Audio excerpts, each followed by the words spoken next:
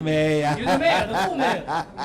You're the mayor. How many times do people greet you for like 30 minutes? Funny that moment. I want to tell you a story, man. I was sitting down with Sibu from F1 Paddock Viewing. Oh, eh? Oh, eh? My G, shout out Simpiwe. Shout out Sibu from Wana.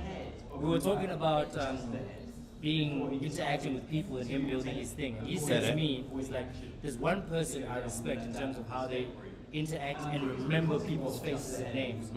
And he was like, he's like, this man will remember somebody he met 2 weeks ago and speaks to them like he met him yesterday. He was, hey man, so shout out. And I was like, you know what, actually you're right, bro. Every time I see this guy, he spends 40 minutes talking to other people. You know what, he always used to say that to me. He's like, Chana, how do you do it? When I'm Chana, you're like... It's a gift, man. It's a gift. I want to give you your flowers. Fair. That's why I say you're the mayor. Shout out to you're you, the mayor. bravo. You're the mayor. You're the mayor. You're the mayor. Anyway, thoughts Now on... you've seen all 31 of my teeth. Let's talk Barcelona. There's one missing. Same. Yeah, I'm on the twin stuffs. The twin stuffs. There's your boy Nico. He's dressed like James Bond in The World Is Not Enough. That movie, he's wearing the same white suit. And there's the James Bond villain. Look at your boy. Smiling from ear to ear like he did something.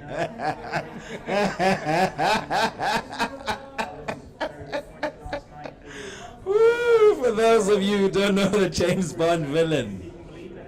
Tlholo started that one.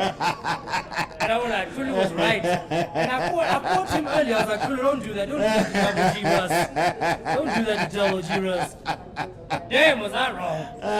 Tlholo, boy, hide it, boy. I'm apologizing to you in public, boy. Hide it. They're going to call you a hater. We're going to call this fan cam Comedy Central. Fede. I'm only funny when I need to be. So actually, I wanted to ask you, man. Ask you. First, let me finish laughing. But ask away. Go for it, lad. There was a couple Grand Prix back there. I think it was Baku. Max and somebody. They split a racer on the same system as Hakkinen and Schumacher. They were fighting for the championship. Oh, the overtake. Yes, they split the drive. Yes. The one went that way, the other one the other way. I wanted to ask you, which one for you was the better one? Max and I don't remember who the other driver was. I think it was Ocon. Yeah. Or Schumi and Hakkinen. No, the Schumi Hakkinen one. You know, Why? You know, there are moments that are engraved into your head. Sporting moments. Istanbul, Liverpool versus AC Milan. I remember that game like it was yesterday. Yeah. I think every Premier League fan remembers that game. Because Liverpool fans still talk about it. There you go. Hamilton's first championship win in Brazil. Like, you can never ever forget it.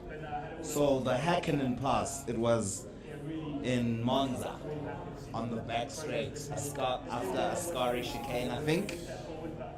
It was context. Schumacher during that period was starting to take control of the drivers' championship, right? And Mika, who had struggled with 2-3 Grand Prix before that, and there were only like 4 or 5 races left. So that overtake, it was not for the race win, it was for the championship. That was the turning point for Mika Hakkinen's season in 1999, for him to win his second title. And the way it happened, because he caught Schumacher napping, and Schumacher never napped. You with me? So Schumacher lifted for a moment, went left to pass the back marker, but this guy came flying. If you listen to him, it was actually in Spa, not Monza, sorry. So he came up Eau Rouge, round Redolion, and then there's that forest there. So that's exactly where it happened. You know, at the most iconic circuit, arguably. the two most iconic drivers. McLaren was the Mercedes then, and Ferrari, Schumacher, Häkkinen, one of the greatest rivalries we've seen, because Schumacher could have easily had 9 championships if it wasn't for Mika. Oh, Schumacher, sorry. Yes, exactly. So, I'll never forget that. And when I saw that overtake, it was the first time I'd witnessed something like that. So to mimic it will be so difficult, I think. Fair enough. Fair enough. I can't That was a very good question. Because you have to ask this question. When moments in history overlap, you have to ask the right questions.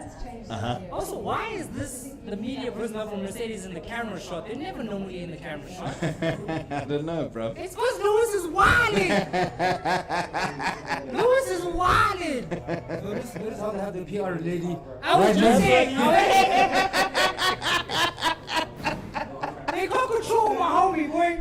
They know he's gonna say something holy. He might just say something No, holy. say holy. He's in the I'm wild. He's wildin'. He's flipping people off on Instagram. He's firing Angela. He's wearing cocktail jumpsuits. That lady is on standby just to do this. What a technique. And then Lewis does this. Drops the mic in his alley. What's good, Go? Wow. You see how his hair is prim and proper, braided and whatever. He's got a shave, bruv, you A know? passive aggressive smile. And he's angry, eh? He's not happy. He's not happy. Driver of the day. Fun. Imagine. He hardly gets it though. Do you know between 2014 and 2020, This is the the stats come in. Carry on. So he's got a theory.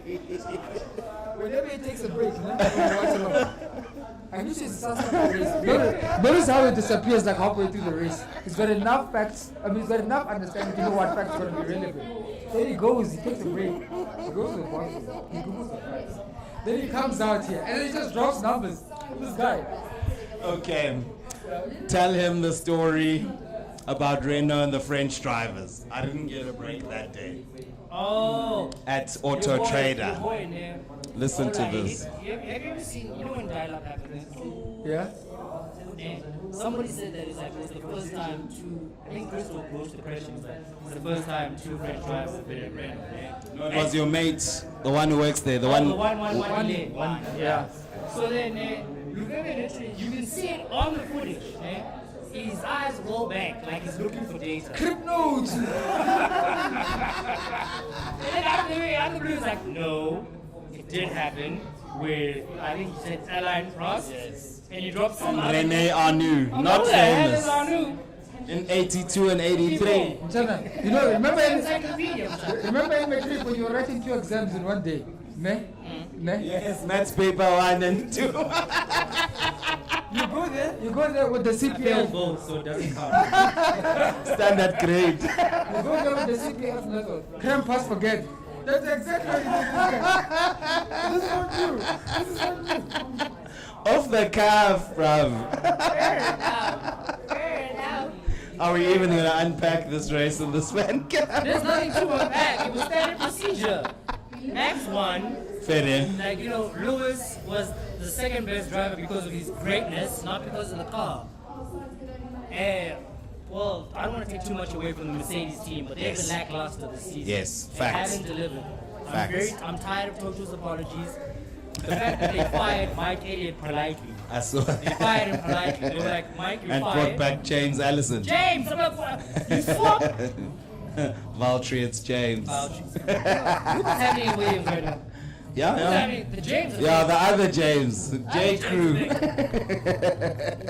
But, The J. Crew. Yeah, it took every ounce of greatness from him to pull out this second. Yes, I'm very disappointed in. Actually, to me to be disappointed, that means I had expectations. yes. But science, man, I'm getting very tired of his lack of killer instinct. I'm extremely tired of it. Junior. You know what, Junior? Never senior. Senior is that guy. He Senior is that the guy. He is the guy. But Carlos, man, I had so much faith in him when he came from McLaren, and now Same. it's just not delivering. Same, but is it fair to say Mercedes upgrades? Yeah, they put a On bathtub. They put a point. bathtub on the sides of the car. Uh-huh. Apparently, it's working. I mean, 21 liter. you know what I'm saying? Fair day. So the all we need is a young baby co-sponsor. But the team is getting it together. But I honestly think the team is only getting it together because their star performer is lighting a fire underneath them. You know, if you remember last season, And he's been criticized for that, for calling out the team. I mean, you look at I think it was either Martin run last season. Was Uh-huh. Lewis always protects the team. Yes. Even when they have Yes. bad performances, Yes. he always protects the In the team. media. You know what I'm saying? Yeah. But it's at a point now where it's like, hey man, I'm giving everything I can give, and you guys are disappointing me. Fair So day. clearly you don't understand the gravity of the situation. So when he calls them out in the media, the car performs better the following week. But then And that's why they had the PR lead with Tlholo. Tlholo was saying Lewis needs to stop the Nelson Mandela mentality. He's been off that. Kumbaya. He's been off He's that for a been minute. off, bruv. He's been off that for a minute. He's been off that for a There minute. you are. Come. I want you to confirm something. So is Lewis still Nelson Mandela?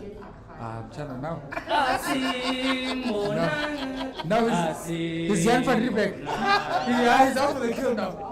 He doesn't care. It's his way or the highway. I guarantee you that if they do some dumb shit within this season, he's gonna flirt with the Ferrari rumor.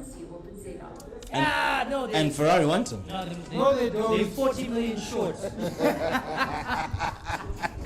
Give a damn how much you want. You can want until the cows come home. 40 million short. 2 years, 120 million. That's the only thing. The Mandela Shandis, it stopped.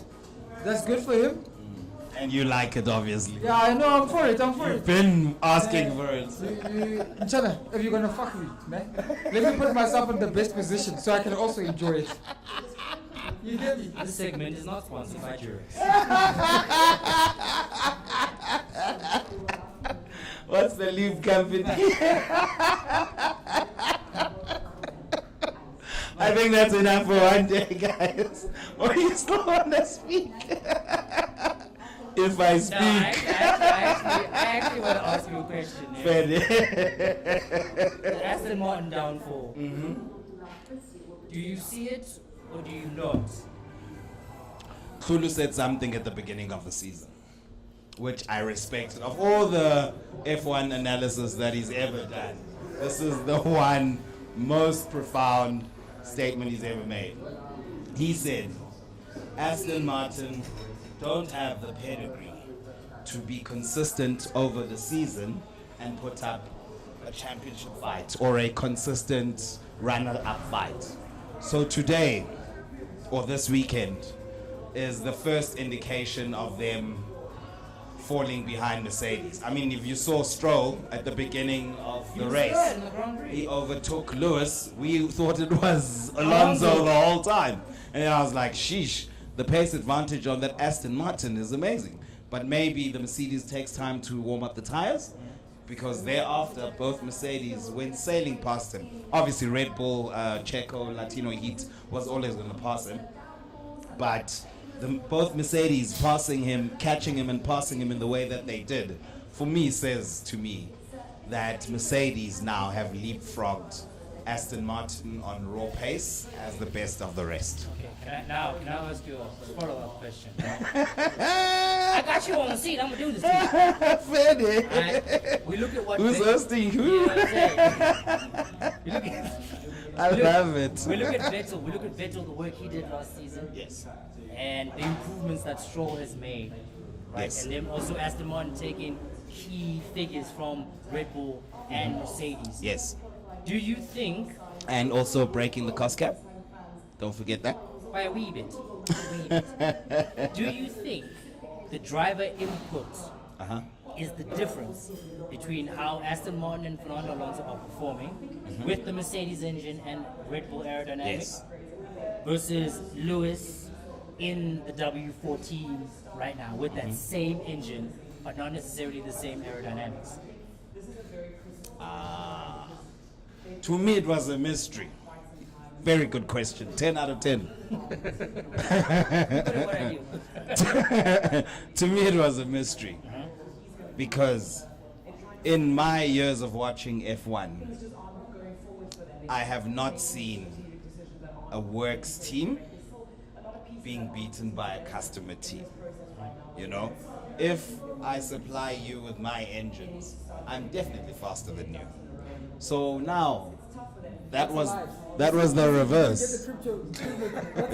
Bring it, yes. Let him finish his point. No, he's lying. Come. Let me do the crib notes. When Christian Horner was still buying engines from Honda. no man. Renault. Renault. Yes. Red Bull was still outperforming Renault, no? Yeah. Not winning. Mr. Pistorius, answer the question. What if I put it to you? Mr. Pistorius, did you or did you not shoot River Stenkamp? Was the Red Bull not outperforming the Renault?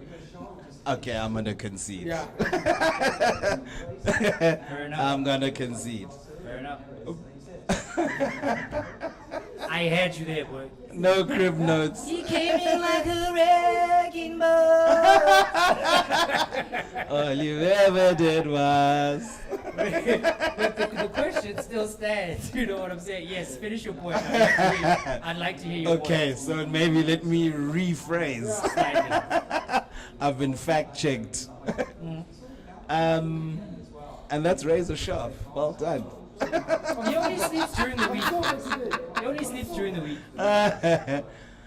So, it was a mystery to me that a Mercedes customer can beat the Mercedes Works team. I second Right? that. I second that. So, it was obviously not the power unit, as much as you can see obviously the top speeds on the AlphaTauri and the Red Bull. That Honda power unit is more powerful than the Mercedes one this season, especially in a straight line. Then obviously it comes to the chassis, the setup. You know, they've got the main guy, Adrian Newey. So this Aston Martin Mercedes thing, it left me with a lot of questions to say, Mercedes, how can they win 8 Constructors' Championships in a row and then fall so far back over one season and struggle to recover, you know, after learning this new car, overcoming porpoising and all of that. So it was really a mystery to me how Aston, who were 7th in the Constructors last season, if I may add, can then come and make so much progress, leapfrogging Mercedes. Then you factor in the things that you brought up, recruiting the staff from Red Bull. I mean, they had the pink Red Bull, the pink Mercedes. They've always been using a concept of copying or taking elements, not copying, taking elements from the winning cars. And that's probably contributed a lot to bringing them to the front of the grid. I have to agree with that. Then to the Vettel point, I think that the ideal situation for Aston Martin this season is Vettel and Alonso driving that car. So Bizarre out. He's young, 24. Yeah, he's got time. He can still learn. He's already got F1 experience, so he could have learned as their third driver. And Mike Crack, the team principals, I don't think they have the best relationship between Stroll and him. My crack is soft. But now, obviously, there's the conundrum that the father is the capital contributor. But he's in a consortium. So, obviously, he reports to a board. He's accountable. At some point, if this result today will help Stroll's case, father and son, in the boardroom as well. But at some point, the questions need to be asked. How is Alonso second and you are 13th? Yes. Come in. Stroll, Yes. he even bought his time or his what you call Seat. his seat. At the expense of Ocon's F1 career. The opening in the F1, he came in with a broken wrist and still finished In the top in 10. the top 10. Chump change means nothing. So, Put some respect in his name. no, It might, serviceable. it might mean nothing to you, but it meant a lot to everyone else. Not everyone can do that. No, that's So, true. That is it's true. a matter of Fair him also earning his stripes. Kabitsa's got half a hand. That. Kabitsa's got half a hand. And Kabitsa still sucks. Black coffee. If a guy hasn't gotten it done, Black coffee. that's all I'm gonna say to you. Yeah, fair then. So that's So for yes, Vettel has contributed to the car, and I wish he was here driving it alongside Alonso. We would see this thing now. It seems like they're falling away. That wouldn't happen with them having 6 world championships amongst their 2 drivers. Yeah. solid answer. Away. But Stroll is service. I think Filled with the dash of lies. Away. Here we go again. Do you want my seat? No, we're done. At Red Bull. Sorry, Hey, Checo. Look I out. want to disagree. Uh-huh. With the way that Alonso is very possessive. Do you think he was going to be able To share the platform with Vettel. handle, not just share, but handle the platform with Vettel? Because he would want to strike him out. They're both world champions. No, that's actually fair enough. They're both world But you know what? When they are chasing, he might be different. You see this helpful mentor that he's become to Stroll. I don't buy it. Tell him about my set. I don't buy it. No one buys it because everyone knows he's better than Stroll. So the least you could do is be decent about it. Fan cam of the season. Not Alonso. Eh? What did Brandy say? Everybody knows. Almost doesn't count. That was your Sunday R&B lesson. Live from Vernacular Lounge. Thanks, Babs and Vivian. Let's call it. Let's call it. People, I know you're enjoying the content. So I won't even say if you are, but you know what to do. Smash a like on the video, share, people. Leave your views in the comment section. Yes. Sibu from Fan of the Drive 1. Yeah, and tell everybody you know that Lewis Hamilton's the greatest Formula 1 driver that's ever lived. And with that, we say, Shout out one time. that's it for today, people. Thank you for logging on to Motorzar. Away.